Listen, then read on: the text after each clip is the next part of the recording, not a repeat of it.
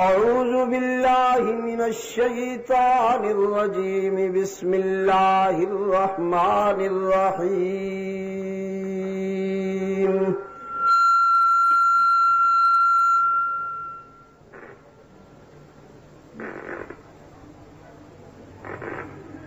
ألا إن أولياء الله لا خوف عليهم ولا هم يحزنون.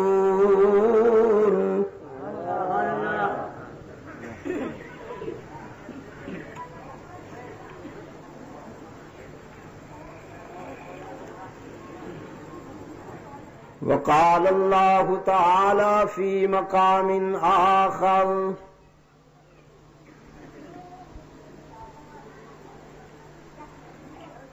إن الذين قالوا ربنا الله ثم استقاموا تتنزل عليهم الملائكة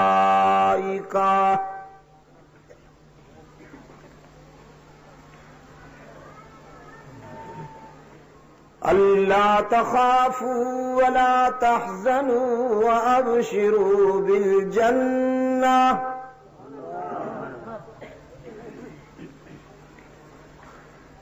التي كنتم توعدون.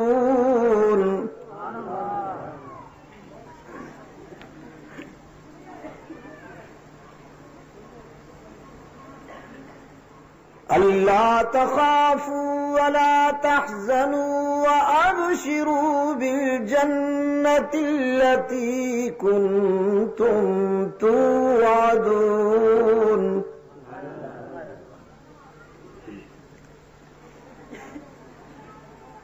نحن أولياؤكم في الحياة الدنيا وفي الآخرة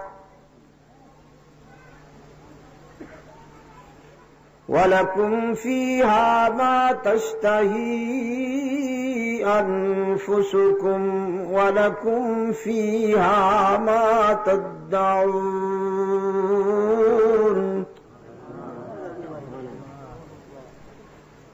نُزُلًا مِّنْ غَفُورٍ رَّحِيمٍ.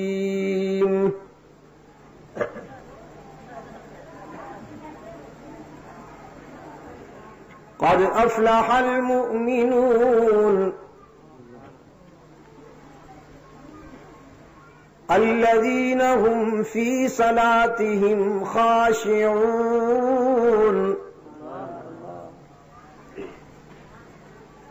والذين هم عن اللغو معرضون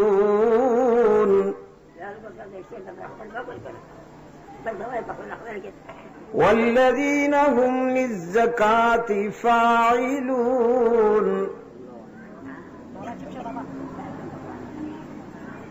والذين هم لفروجهم حافظون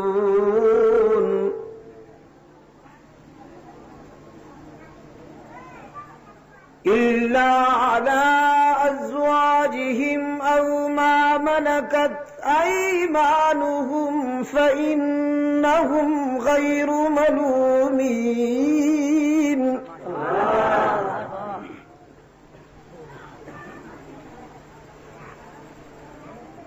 فمن ابتغى وراء ذلك فأولئك هم العادون.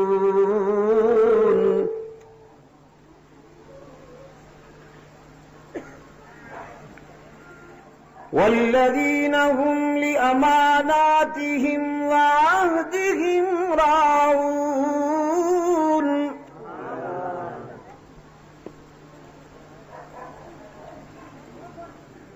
والذين هم على صلواتهم يحافظون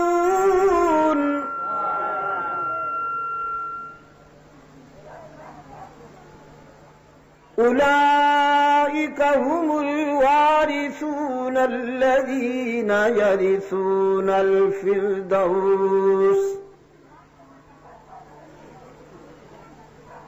هم فيها خالدون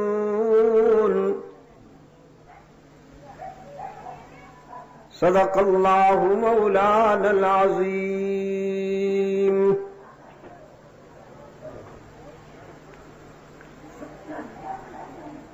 فقال النبي صلى الله عليه وسلم لا يؤمن أحدكم حتى يكون هواه تبعا لما جئت به وصدق رسوله النبي الأمي الكريم ونحن على ذلك لمن الشاهدين والشاكرين والحمد لله رب العالمين.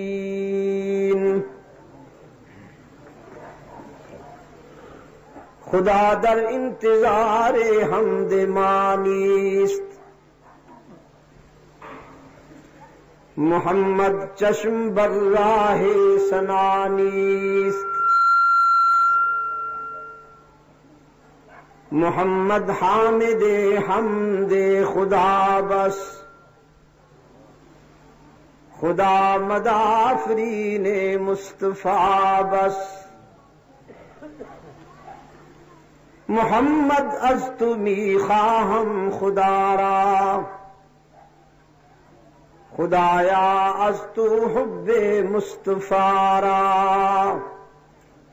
اللهم صل علی سیدنا محمد وعلى آل سیدنا محمد كما صليت على إبراهيم وعلى آل إبراهيم إنك حميد مجيد.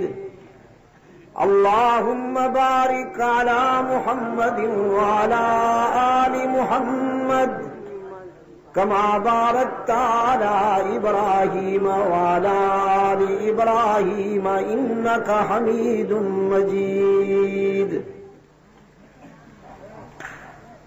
ارباب علم و دانش، محترم بزرگوں اور عزیز دوستو، آج 18 ستمبر 1989 ہم یہاں ملوگو پشاور کے مضافات میں صوبہ سرحد پاکستان میں دعوت و تبلیغ کی نسبت سے جمع ہیں. آج کی اس تقریب کو جس عنوان سے معنون کیا گیا ہے وہ ہے اولیاء اللہ کا مقام.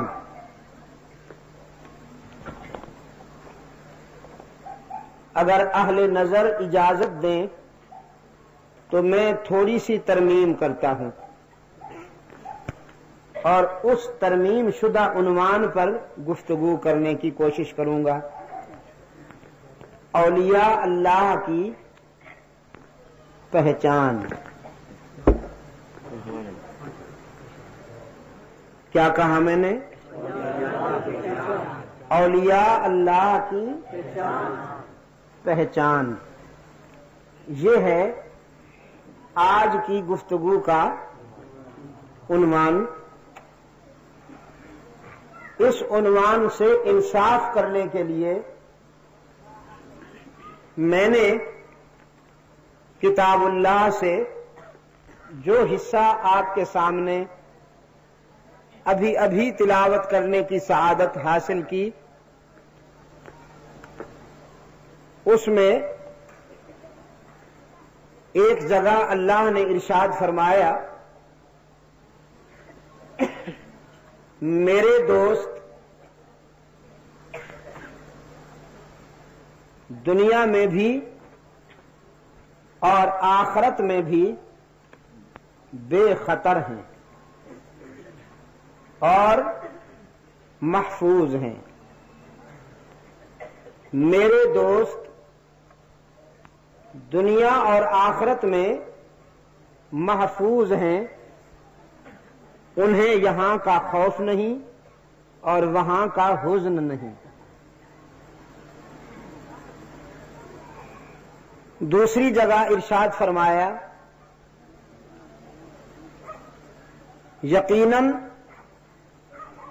وہ لوگ جنہوں نے یہ کہہ دیا کہ ہمارا رب اللہ ہی ہے،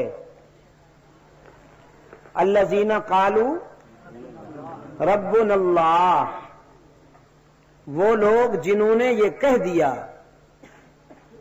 کہ ہمارا رب اللہ ہی ہے۔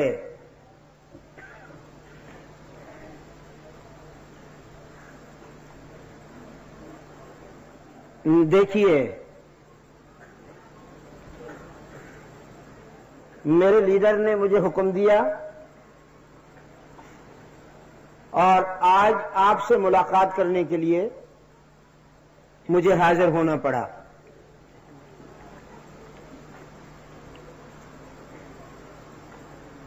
اور اس تصور کے ساتھ میں آپ سے مخاطب ہوں کہ شاید یہ میری زندگی کا آخری بیان ہو۔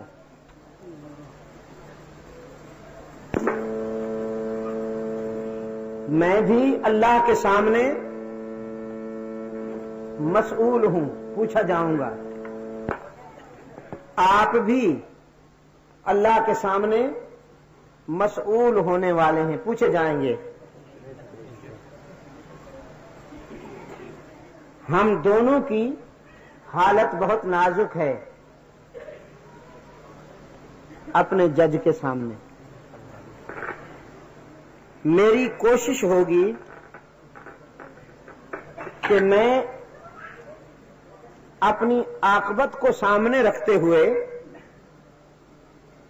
قرآن کریم کی سچائیاں، قرآن کریم کی صداقتیں آپ کے دل کی گہرائیوں میں اتار دوں، اگرچہ یہ میرے بس میں نہیں ہے۔ کسی کے دل میں اتارنا یہ اللہ کے اختیار میں ہے، لیکن کوشش، یہ میری کوشش ہوگی۔ اللہ آپ کو بھی توفیق دے کہ آپ کی طلب کا ظرف سیدھا ہو، طلب کا جو برتن ہے وہ سیدھا ہو، انشاءاللہ بات بن جائے گی۔ انسان اس وقت تک کامیاب رہتا ہے جب تک اس کے فکر میں ہٹ درمی، تعصب اور ضد نہ آئے، نیک نیتی اور اخلاص کے ساتھ جب تک وہ حق کا طلبگار رہتا ہے تو ہر قدم کامیابی کی طرف اٹھتا ہے۔ لیکن جب اس کے ذہن میں اور مزاج میں چڑ آ جائے، ضد، ہٹ درمی آ جائے اور وہ یہ فیصلہ کر لے کہ میں نے 2 اور 2 5 ہی کہنے ہیں، تو پھر کون ہے جو اس سے منوائے کہ 2 اور 2 4 ہوتے ہیں؟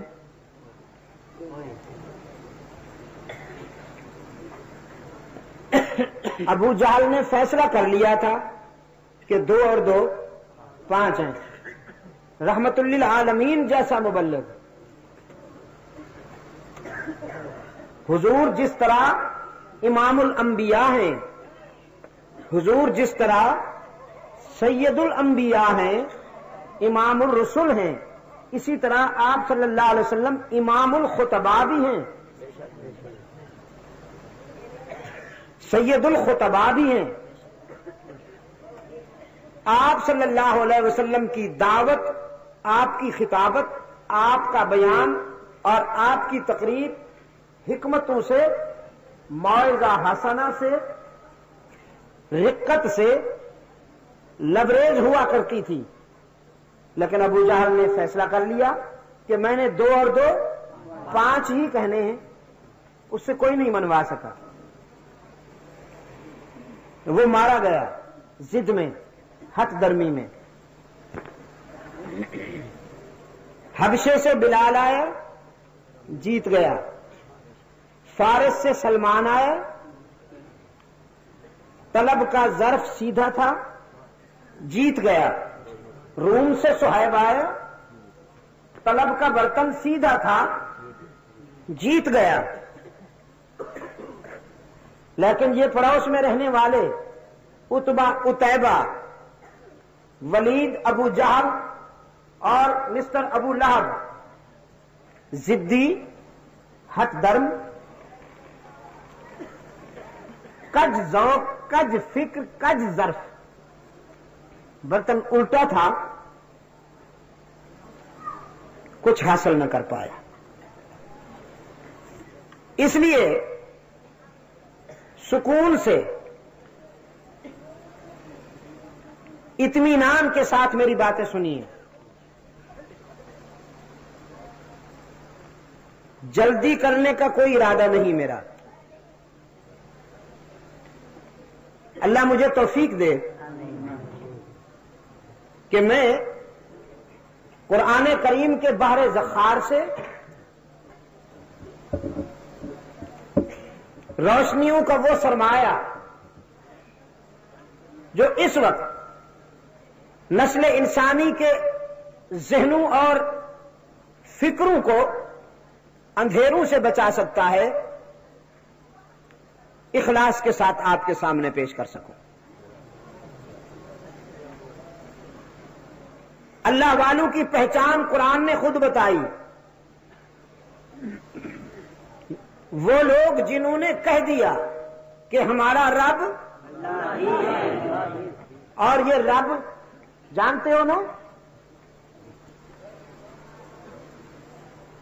اللہ نے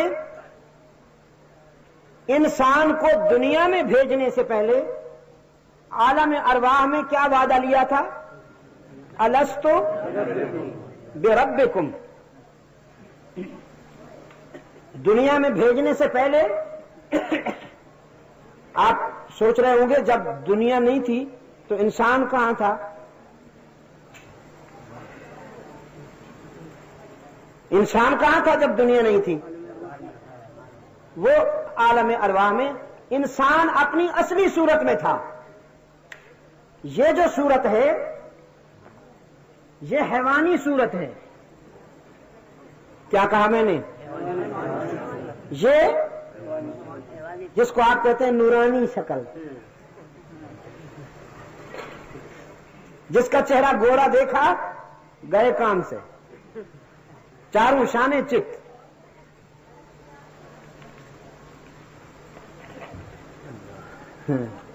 یہ بلڈنگ ہے، اس میں انسان رہتا ہے۔ کچھ بلڈنگوں پر وائٹ ورک کیا گیا ہے، کچھ پہ brown. It is not beauty and not standard of beauty. یہ بلڈنگ ہے، اس میں انسان رہتا ہے۔ آپ سمجھے؟ اس میں انسان رہتا ہے اور اس کی رہائش کے لیے فطرت نے سارا انتظام کر دیا ہے۔ اب اس کی تفصیل میں جاؤں تو سارا وقت یہیں لگ جائے گا۔ یہ مٹی سے بنا، مٹی میں چلا جائے گا۔ من صلصال کالفخار، من صلصال کالفخار۔ اللہ نے اس ڈھانچے کو مٹی سے بنایا ہے، اس لیے اس کے تقاضے بھی سارے مٹی پورے کرتی ہے۔ یہ رہتا ہے تو مکان مٹی کا، یہ کھاتا ہے تو خوراک مٹی سے نکلتی ہے، یہ پیتا ہے تو مشروب مٹی سے آتا ہے۔ اللہ حاضر قیاس، سوچتے چلے جائیے، اس کے سارے تقاضے خاکی ہیں کیونکہ یہ بنایا مٹی سے گیا۔ اصل انسان اس میں رہتا ہے، یہ اس ڈھانچے سے پہلے بھی تھا اصل انسان، اور اصل انسان اس ڈھانچے کے بعد بھی رہے گا۔ جب اصل انسان اس سے رخصت ہو جاتا ہے تو آپ سمجھتے ہیں انسان مر گیا. قرآن کہتا ہے نہیں، حیوان مر گیا. حیوان مر گیا، انسان نے رخ بدلا ہے. یہ عالم ارواح میں تھا، عالم دنیا میں آیا، اور عالم دنیا کا پیریڈ پورا کرنے کے بعد اب یہ عالم برزخ کو روانہ ہو گیا، عالم جاودانی کو روانہ ہو گیا. جوہر انسان عدم سے آشنا ہوتا نہیں. جوہر انسان عدم سے آشنا ہوتا نہیں. آنکھ سے اوجھل تو ہوتا ہے، فنا ہوتا نہیں. اس ڈھانچے کو آپ اٹھا کر قبرستان میں دفن کراتے ہیں اور اصل انسان اپنے مرکز کی طرف روانہ ہو جاتا ہے، کیونکہ وہ آیا وہیں سے ہے. یسألونک عن الروح قل الروح من امر ربی. یہ رب سے آیا، رب کی طرف روانہ ہو جاتا ہے، اور یہ مٹی سے بنایا، مٹی میں دفن ہو جاتا ہے.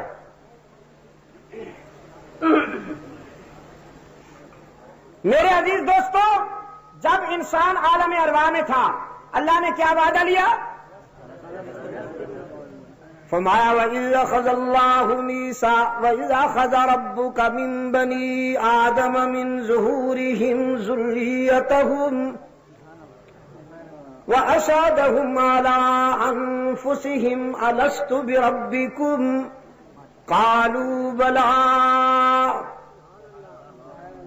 اور جب وعدہ لیا تیرے رب نے اولاد آدم سے، ان کے صلب سے آنے والی تمام نسلوں سے،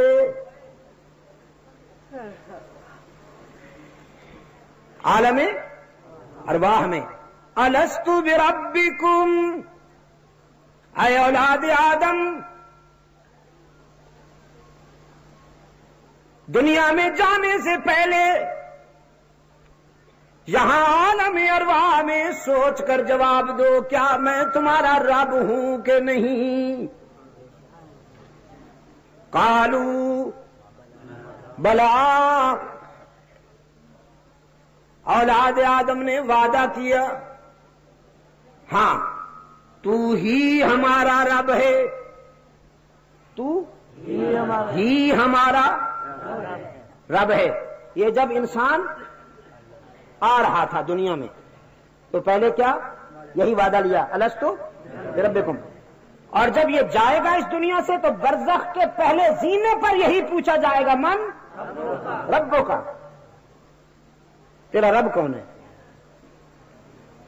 حدیث میں اللہ کے رسول صلی اللہ علیہ وسلم کا ارشاد ہے کہ اخروی زندگی کے پہلے قدم پر جو سوال ہوگا اس میں وہی لوگ کامیاب ہوں گے جنہوں نے دنیا میں شرک نہ کیا ہوگا.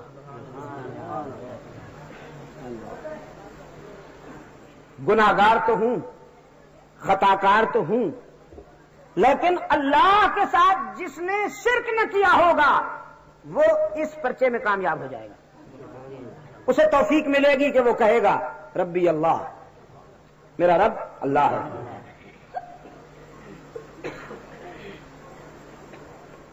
قرآن کریم جب شروع ہوتا ہے تو الحمدللہ رب العالمین، یا ایھا الناس اعبدوا ربکم. آپ قرآن کریم میں جو آگے بڑھتے جائیے، قرآن کریم کا سفر کرتے جائیے، قرآن کریم تھوڑے تھوڑے وقفے کے بعد یہ وعدہ یاد دلاتا جائے گا. اور جب قرآن کریم آپ کو اختتام تک لے جانے کے بعد، جب قرآن کریم ختم ہونے کو آئے گا تو پھر آپ کے دل و دماغ پہ دستک دے کے جائے گا، قل اعوذ برب الفلق، قل اعوذ برب الناس. کہنے میں تو بہت آسان ہے، لیکن جو لوگ اس عہد کو نبھاتے ہیں وہ آزمائے جاتے ہیں. رب کہنا اور دکھ سہنا یاروں کوئی آسان نہیں، ہر دوستی میں آزمائشیں ہوتی ہیں، وہ دوستی ہی کیا جس میں امتحان نہ ہو، تو پھر اللہ کی دوستی میں بھی آزمائشیں ہوتی ہیں۔ فرمایا ان الذین قالوا ربنا اللہ، بالیقین وہ لوگ جنہوں نے کہہ دیا ہمارا رب اللہ ہی ہے، کہہ دیا نا ہمارا رب اللہ ہی ہے، ثم استقاموا،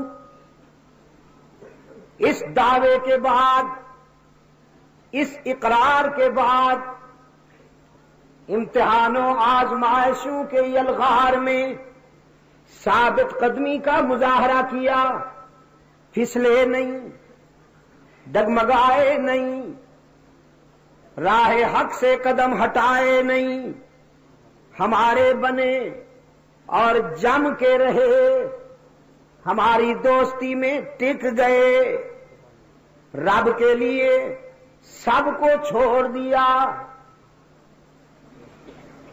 یہی تو آزمائش ہوتی ہے دوستی میں، مفادات کہتے ہیں سب کو راضی کرو، مفادات کا تقاضا ہوتا ہے سب کو راضی کرو، اس سے بھی بنا کے رکھو، اس سے بھی بنا کے رکھو بادشاہ، اسی کوئی سب نال بگاڑ دیں گے، سب نال بگاڑ دیں گے یہ پیچھے، وہ نہیں وچوں وچوں سب نال بنا کے رکھو۔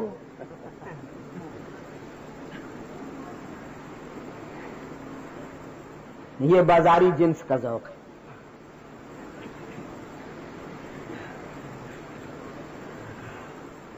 یہ تعلق ہی ایسا ہے، یہ دوستی ہی ایسی ہے۔ اس کے خلیل کو دیکھیے،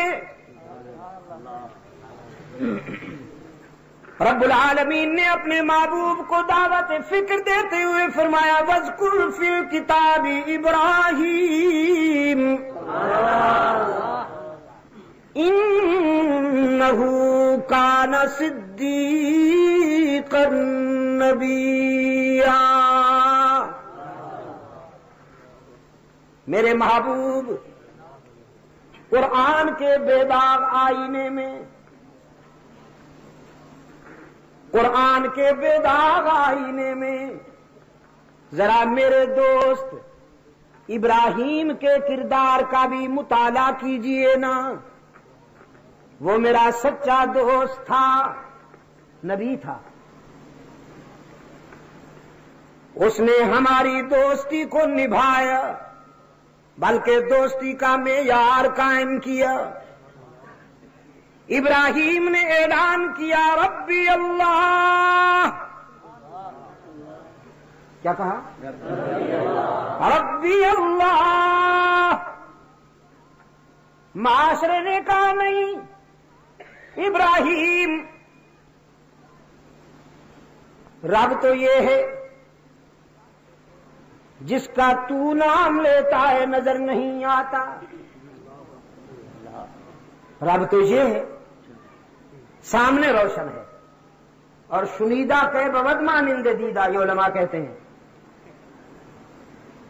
یہ مشاہدے کی بات ہے۔ آپ ہمیں ایسی شخصیت، ایسی ذات کی طرف متوجہ کر رہے ہیں جو نظر نہیں آتی، اور ہمارا رب سامنے کھڑا ہوا ہے۔ ملوگو والو، سرحد والو، جانتے ہو ابراہیم نے کیا کہا؟ جانتے ہو ابراہیم نے کیا؟ ابراہیم نے یہ نہیں کہا ہو کافر کے بچوں، ہم مشرک کی اولاد، کیا بکتے ہو؟ یہ تو ہم ہیں نا جی، ہاں یہ تو ہم ہیں۔ نفس جب غبار اٹھتا ہے تو بس پھر گئے، جو منہ میں آیا نکال دیا۔ نفس کی تسکین نہ کرے تو لطف نہیں آتا، کھال نہ اتارے تو مزہ نہیں آتا۔ ہاں لیکن پیغمبر کی دعوت، پیغمبر نے فرمایا اچھا تم کہتے ہو یہ رب ہے، چلو یہی صحیح، آؤ تم کہتے ہو نا فلما رأى الشمس بازغة قال هذا ربی هذا اکبر، هذا اکبر. پہلے انہوں نے کہا تھا ستارے، فرمایا اچھا پھر یہی صحیح، چلو فکری سفر کرتے ہیں، انجام پہ فیصلہ ہوگا.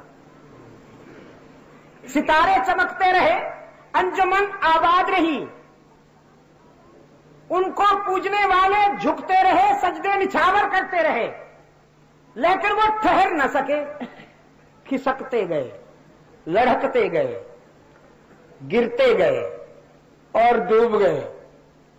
ابراہیم نے فرمایا وہ خدا ہی کیا جو ڈوب جائے، نہ ڈوبنے والے کو میں معبود نہیں مانتا، جو گر کے ڈوب جائے وہ میرا معبود نہیں ہو سکتا. ناراض نہ ہونا، میں نے تمہارے فکر سے ٹکر تو نہیں لی تھی، میں نے تو تمہارا ساتھ دیا کہ آؤ چلتے ہیں، لیکن جو ڈوب جائے وہ معبود نہیں ہو سکتا. انہوں نے کہا اچھا پھر یہ سورج ساری دنیا کو روشن کر رہا ہے. ابراہیم علیہ السلام نے فرمایا اچھی بات ہے، یہی صحیح، آؤ چلتے ہیں. ہاذا اکبر، یہ واقعی بڑا ہے. لیکن جب وہ بھی ڈوب گیا فرمایا لا احب الآفلین، ڈوبنے والا معبود نہیں ہو سکتا. معلوم ہوا ستارے عبادت کے لائق نہیں کہ یہ چمکتے تو ہیں لیکن ڈوب بھی جاتے ہیں. چاند عبادت کے لائق نہیں کہ یہ روشن تو ہے لیکن غروب بھی ہو جاتا ہے. سورج عبادت کے لائق نہیں اس لیے کہ وہ کائنات کو روشنی تو فراہم کرتا ہے لیکن اپنے آپ کو ڈوبنے سے نہیں بچا سکتا. لا تسجدوا للشمس ولا للقمر واسجدوا للہ الذی خلقہن. تو انجام نے یہ ثابت کر دیا، میں نے تمہارے ساتھ جو فکری سفر کیا اس کے نتیجے میں الحمدللہ میرا موقف ثابت ہو گیا کہ یہ ڈوبنے والے ہیں، غروب ہونے والے ہیں، جھک جانے والے ہیں، نظر سے اوجھل ہو جانے والے ہیں. عبادت کے لائق یہ نہیں، عبادت کے لائق وہ ہے جو ان سب کو پیدا کرنے والا ہے، ان سب کو پیدا کرنے والا ہے. یاد رکھیے گا سرحد کے روشن ضمیروں، انسانی زندگی میں اسلام جذبات کی نفی نہیں کرتا، لیکن اسلام دنیا کا واحد مذہب ہے جس نے انسان کی جذباتی کیفیت کو تابع کر دیا ہے شواہد و بینات اور دلائل و براہین کے دائرے میں. یہ جب بھی جیتتا ہے دلائل کی بنیاد پر جیتتا ہے. یہی فرق ہے دوسرے مذاہب اور اسلام میں. ابراہیم دائی کی حیثیت سے انسانی معاشرے کے سامنے آئے، حق تعالی نے اپنے محبوب کو دعوت فکر دی. میرے دوست کے کردار کا مطالعہ تو کیجئے. میرے محبوب وہ میرا سچا دوست تھا. سب سے پہلے مقابلہ ہوا اپنے باپ سے.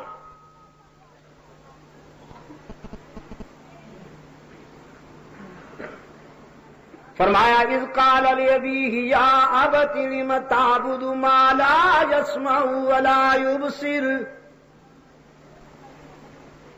ما لا يسمع ولا يبصر ولا يغني عنك شيئا.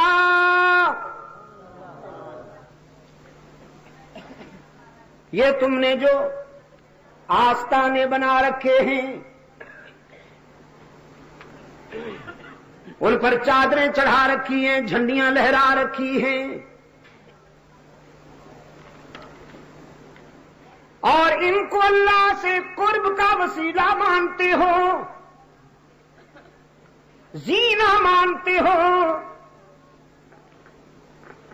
شفاعنا عند اللہ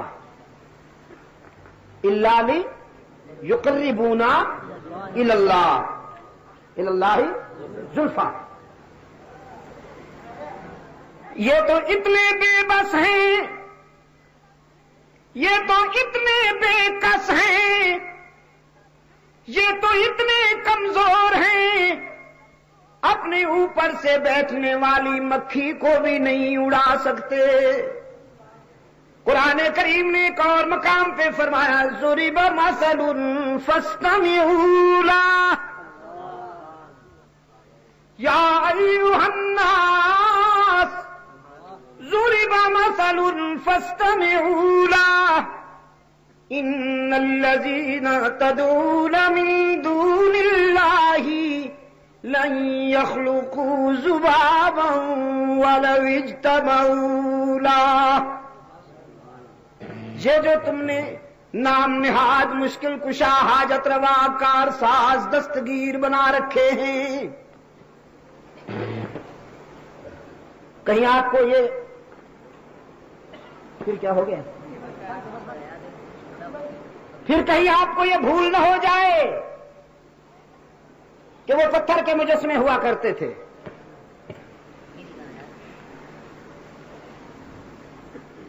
یاد رکھیے شرک کی ابتدا کب ہوئی؟ پشاور سے کچھ دوست آئے ہوئے ہیں اور میں نے محنت کر رکھی ہے۔ شرک کی ابتدا کب ہوئی انسانی تاریخ میں؟ اونچا اونچا بولو نا۔ نوح علیہ السلام کی قوم نے سب سے پہلے شرک کیا۔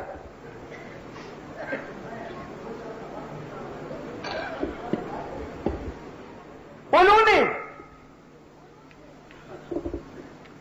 جو حق اللہ کا تھا، یہ سجدہ اللہ کا حق ہے، مشکلات میں مدد مانگنا یہ اللہ کا حق ہے، اسی سے مانگا جائے۔ اب من یجیب المضطر اذا دعاہ ویکشف السوء قال ربکم ادعونی استجب لکم قال ربکم ادعونی استجب لکم ان الذین یستکبرون عن دعوتی نہیں عن عبادتی۔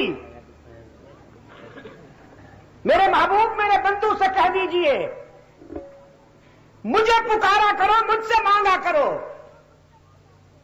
میں تمہاری دعا و پکار سننے کے لیے ہر وقت انتظار میں رہتا ہوں۔ لیکن الہ العالمین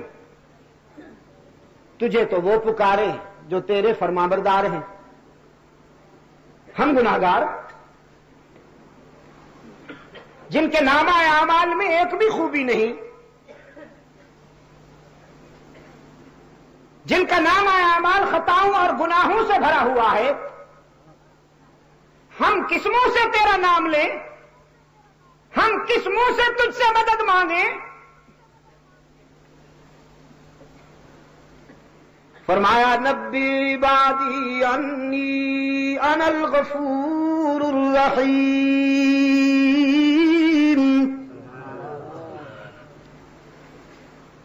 میرے بندو کو بتا دیجئے تم اپنی خطاؤں اور گناہوں کو دیکھ کر مایوس نہ ہوا کرو کہ تمہاری خطائیں جتنی بھی بڑھ جائیں میری رحمت سے تو نہیں بڑھ سکتی۔ تم اپنی خطائیں اور گناہوں کو جمع کر کے لاؤ، میں تمہارے گناہوں اور خطاؤں سے کئی گنا زیادہ رحمت لے کر تمہارا انتظار کرتا ہوں۔ جب مجھے پکارو گے تو غضبناک نہیں پاؤ گے، مہربان پاؤ گے۔ میں اپنے در پہ آنے والے، آنسو بہانے والے، اپنے در پہ دامن پھیلانے والے خطا کار کو اس کے گناہوں پر تانا بھی نہیں دیتا، معاف کر دیتا ہوں۔ ان الذین یستکبرون عن عبادتی، یہ آیت شروع کہاں سے ہوئی؟ قال ربکم ادعونی استجب لکم، تمہارا رب کہتا ہے مجھے پکارا کرو، میں تمہاری دعا و پکار سنتا ہوں۔ اور جو لوگ مجھے پکارنے میں غرور کرتے ہیں، تکبر کرتے ہیں، قرآن کریم نے انہیں عبادت کے الفاظ سے معنون کیا، ان الذین یستکبرون عن عبادتی سیدخلون جہنم داخرین، وہ ذلیل ہو کر گھسیٹ کر جہنم میں ڈالے جائیں گے۔ سرحد کے روشن ضمیروں، معلوم ہوا یا اللہ کہنا عبادت ہے، یا اللہ کہنا عبادت ہے۔ مصیبت اور مشکل کے وقت اس کو پکارنا کیا ہے؟ عبادت ہے۔ اور اس کے سوا اس کے کسی نبی کو، اس کے کسی ولی کو، اس کے رسول کو پکارنا شرک ہے۔ اور یہی شرک کیا سب سے پہلے نوح علیہ السلام کی قوم نے، یہی شرک کیا سب سے پہلے نوح علیہ السلام کی قوم نے۔ ان کے جو آستانے تھے قرآن نے ان کا نام بھی بتایا ہے، وقالوا لا تذرن ودا ولا سواعا ولا یغوث ویعوق ونسرا۔ نوح علیہ السلام کے مقابلے میں آستانے پر بیٹھنے والے مجاور، آستانے پر بیٹھنے والے جبہ پوش، قوم کے نذرانوں پہ پلے ہوئے تبرکات، قوم کے نذرانوں پر پلے ہوئے چمکتے ہوئے چہروں والے، آپ کہتے ہیں نورانی چہرہ، نورانی تو ہو جائے گا جب نہ کام کرے گا، نہ محنت کرے گا، نہ پتھر کوٹے گا، نہ ہل چلائے گا، نہ کوئی اور محنت کرے گا، بس کھائے گا ہی کھائے گا، تو چہرہ تو چمک جائے گا۔